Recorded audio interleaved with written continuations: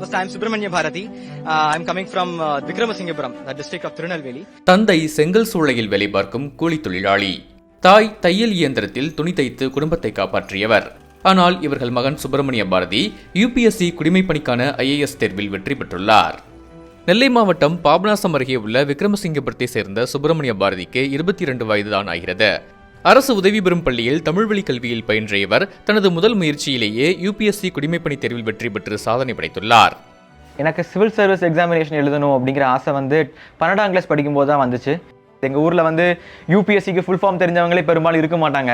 நான் எடுத்தது இந்திய அளவில் 778வது ரேங்க்கு. எதிர்பார்க்காத ஒன்று தான், நம்ம இவ்வளோ சீக்கிரம் அச்சீவ் பண்ணுவோம்னு தெரியாது. நான் விகேபுரத்துலேருந்து டெய்லிங்க செங்கம்மாள் வேலை பார்த்துட்டு போவேன். IAS தேர்வு யூபிஎஸ்சி பாஸ் ஆகிட்டான்னு சொன்ன உடனே எனக்கு அளவு கடந்த மகிழ்ச்சி. என்ன செய்கிறேன்னு தெரியல.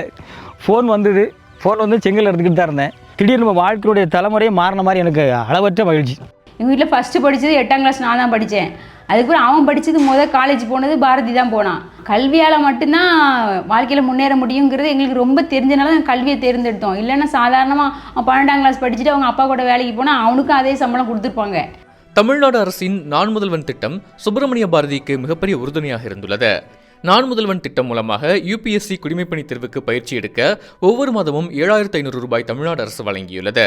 யுபிஎஸ்சி முதல்நிலை தேர்வில் வெற்றி பெற்ற பின் 25000 ரூபாயும், யுபிஎஸ்சி முதற்கட்ட தேர்வில் வெற்றியடைந்த பின் 50000 ரூபாயும் வழங்கப்பட்டுள்ளது. இது மட்டுமல்லாமல் DAV, மனிதநேய அறக்கட்டளை உள்ளிட்ட அமைப்புகளும் உதவியுள்ளன.